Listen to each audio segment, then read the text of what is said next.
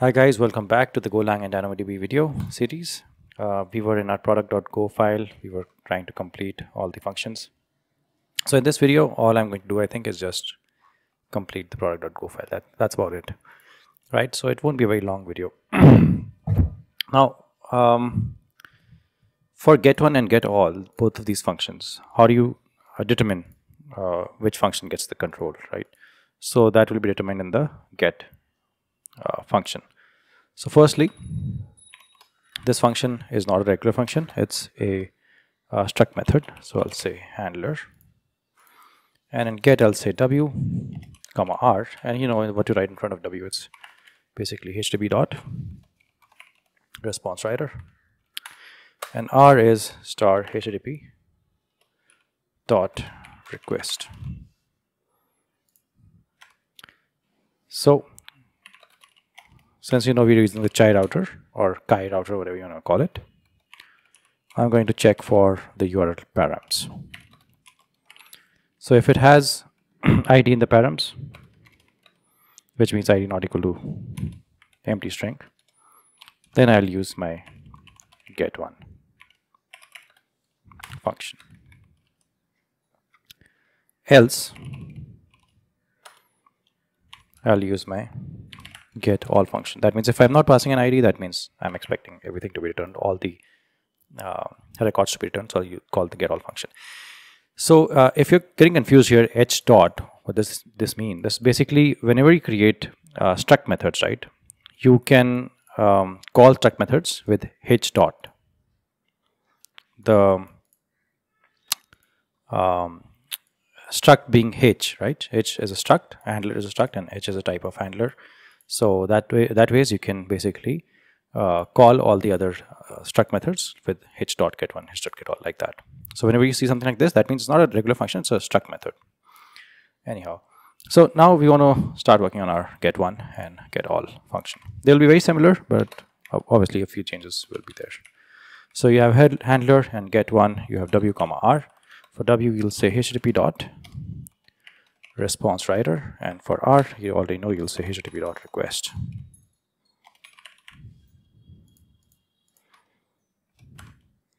And here you'll say id comma error uuid dot parse. So we'll be using a uuid package as well. So here I'll say chi dot url param, the bracket I'll send r comma id. So since we're using these packages, why don't we start importing them? I'll be using errors in a while, and most importantly, I'm using github.com/go-chi/chi/chi, okay? And I will be using the uuid package to create a unique ID. So I'll say google/uuid, and others that I need is net/http and the time package that I'll need in a while. Right, the other things that I need are obviously handlers and all those things, tools and everything.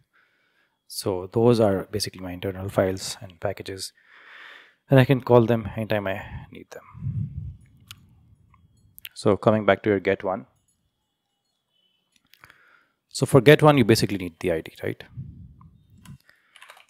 And if there's an error at this stage, you will say http status dot status bad request w comma r comma errors dot new id is not uuid valid, and you'll return from this function. Otherwise, you will call a function called list1, which is not here, but it's actually in your controllers that we'll create it very soon. You already know, right? I've told you in the previous videos, from routes to handlers to controllers to repository, that's how our flow is going. So that's why if we're in handlers right now, that means the sole job of the handler is to basically call a controller function. So you're saying h.controller.list1, and you're passing the ID because you want to fetch the record in your database for that particular ID. Let's say response comma error, and then we'll check if error not equal to nil. We'll say http status dot status internal server error w comma r comma error, and from here you'll return http status comma status OK w comma r comma response. So all that this function is doing, get one, is taking an ID and getting from the database just that one particular record. That is it, right? So it'll send WR in the response. For get all, and the decision for get one and get all is taken here in the get function. For get all, similar, quite similar. You have this as a struct method. So you'll say handler, and get all you'll say w comma r, w you'll say http dot response writer, and r you'll say http dot request, and here you'll say http dot controller dot list all response comma error, and here you'll handle error. So all that this function is doing, this is actually the main part here. This function is just calling a list all function. Here you were calling list one, here you're calling list all function in your controller, and then you're checking for error. That's it. So I'll say http status dot status internal server error w comma r comma error, and from here you'll return. But if everything is all right, then you would want to say http status dot status OK w comma r comma response. You want to send the response just like you did in the previous function, exactly the same. So the get method is done, the new handler method is done. Get one, get all, post, all of them are done. You're left with about 3-4 more methods, right? So let's work on the put method, which is usually considered to be the most difficult, right? Because it has the most details. You have to take care of a lot more details. So for W, you have http dot response writer, and for R, http dot request. And you'll check, you'll again use the UUID package to parse chi dot URL param r comma id,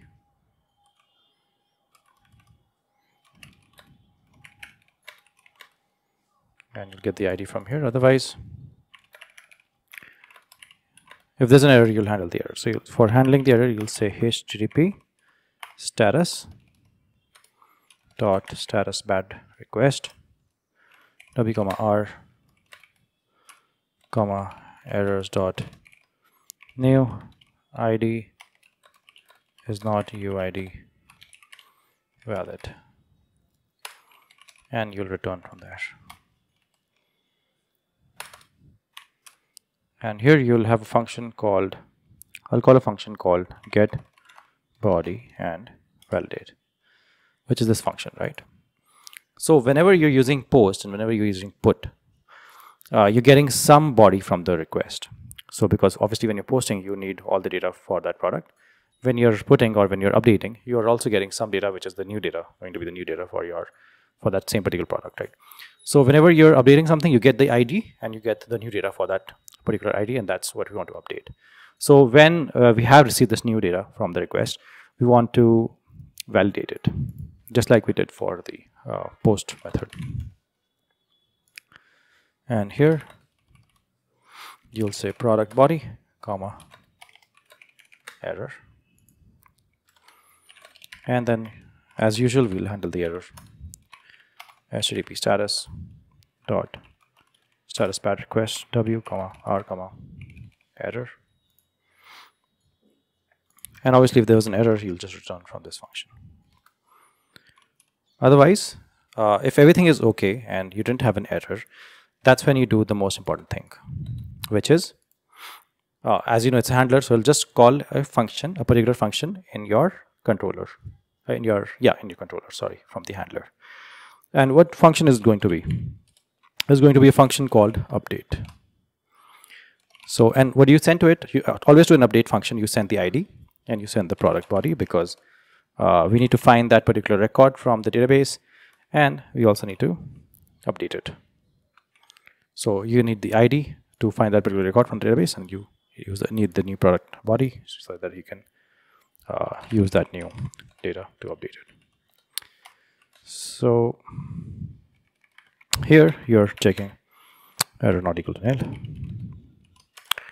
and you'll say HTTP status dot status internal server error w comma r comma error, and you'll return from here if there was an error at this stage. But if everything was all right, you'll say http dot status no content w comma r.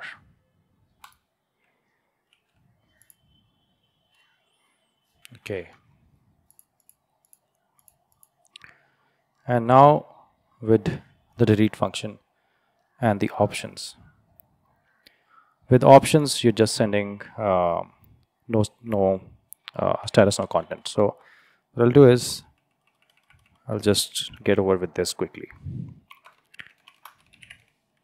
So options is again a struct method, accepts w and r, nothing changes there. HTTP dot response error and HTTP dot request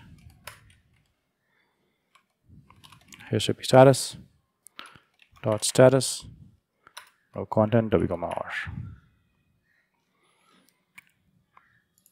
So I'll be needing one more function here, and we'll talk about it. It's called set default values. So in this video itself, we'll have to tackle this function also, and I'll be needing this function. We'll talk about it in a while. So your options function is complete. Now delete function is also quite straightforward. Let's work on that. So before delete, since it's a struct method, you'll say handler, and after delete you'll say w comma r. W has http dot response writer and r has http dot request. Okay. To delete something from the database, what do you need? You need the ID, because with that ID you'll find the exact record and then you'll delete that particular record, right? So again, you have to do your uid.parse, and your JRouter is going to give you access to the parameters. And the parameter that we want access to is the ID, because we want the ID of that particular record. And we are capturing that in a variable called ID with capital I, capital D. If there's an error at this stage, what you're going to do is you're going to say http status dot status bad request and w comma r comma errors dot new ID is not UUID, you have it, and you're going to return from here. And h dot controller dot remove ID. So as you know, that handlers are always responsible for calling a function in the controller. So that's why we're calling a function called remove in the controller. Now that you have seen all the functions of controllers that are being called here, we'll have a very easy time working with all the controller functions. So if error is equal to h dot controller remove, we'll handle the error itself out here itself, and we'll say http status dot status internal server error comma r comma error,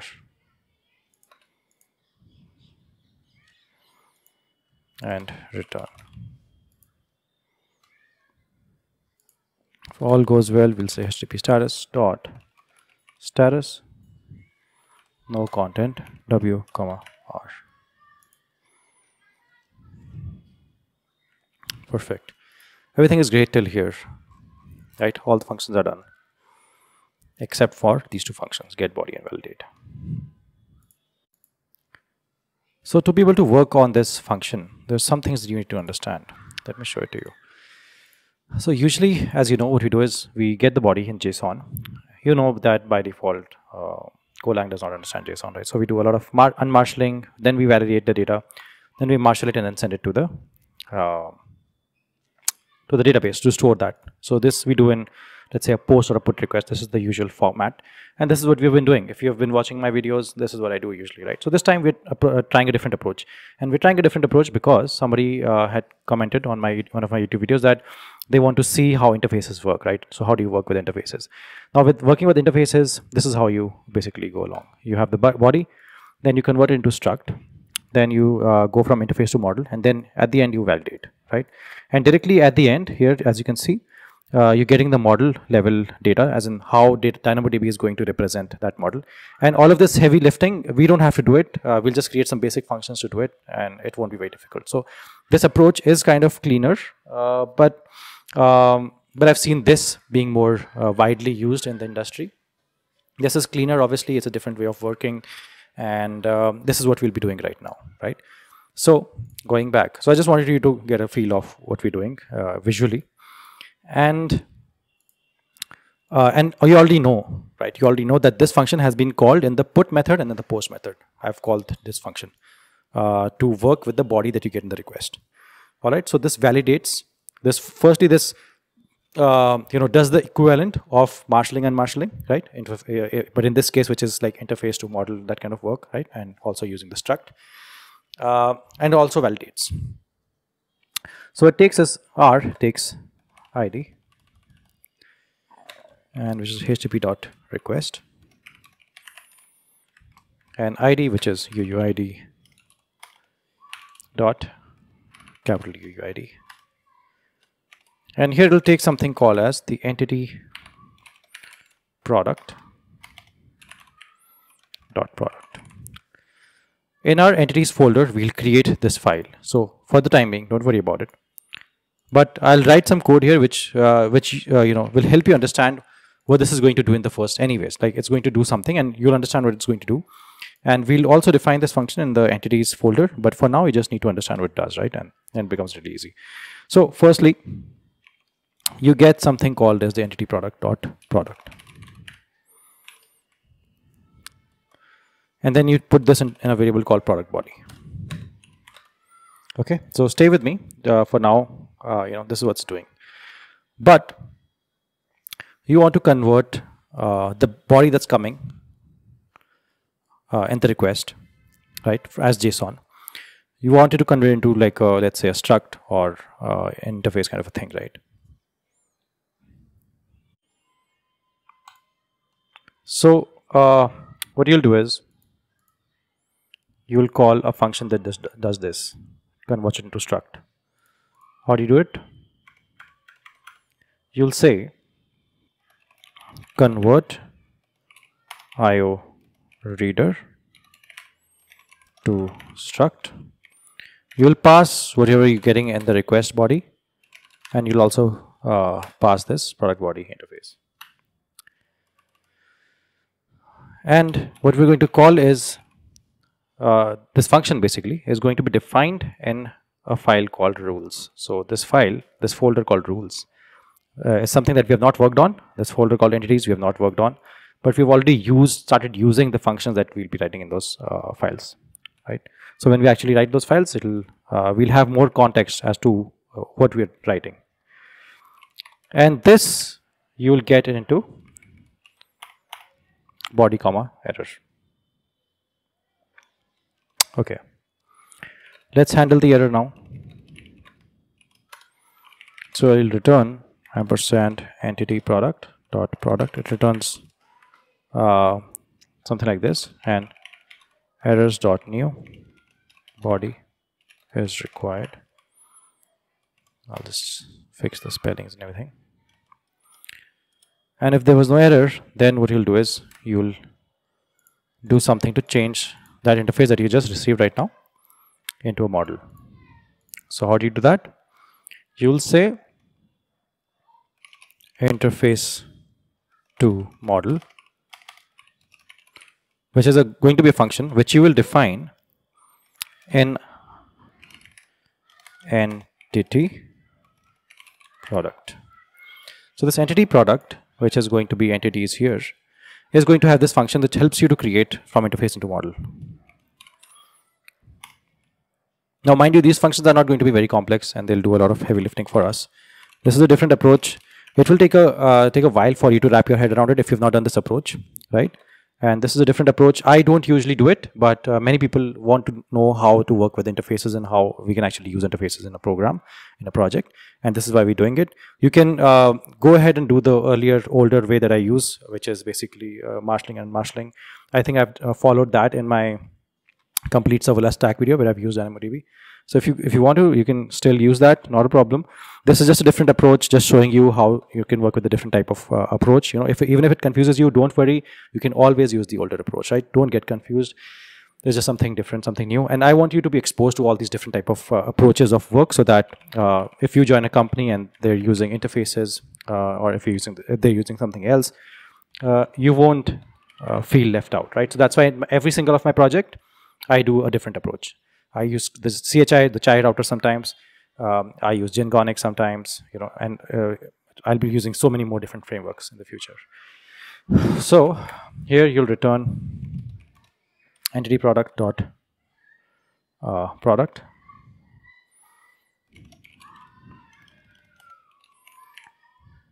and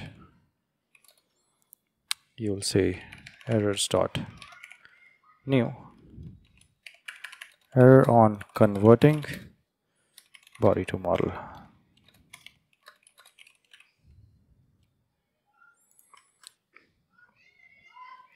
And at the end, all you want to do is return the product, the parsed product,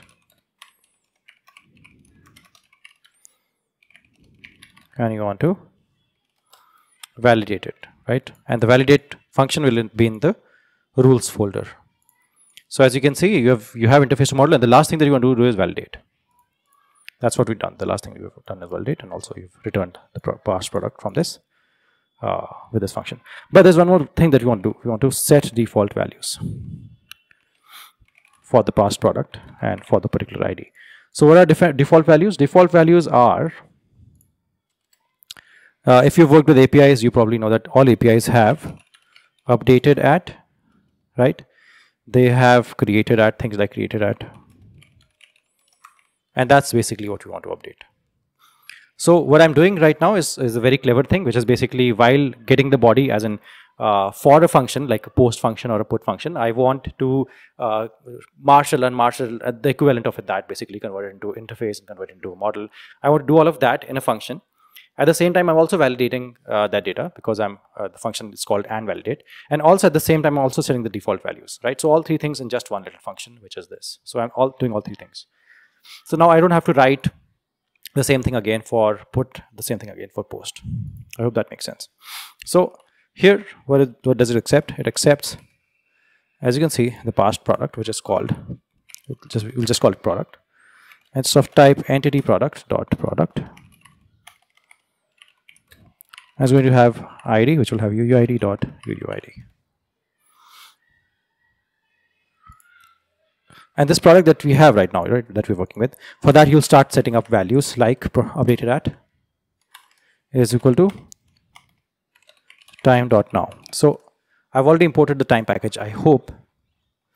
Yeah, in this file I already have the time package.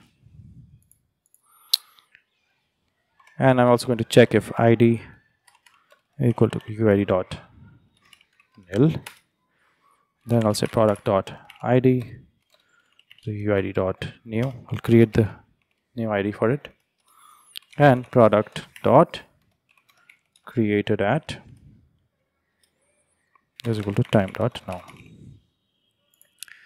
So by now you already know that we're using this function, the get body and validate, for put and post, right? For both put and post, which is create and update. So for create, you will obviously have an ID.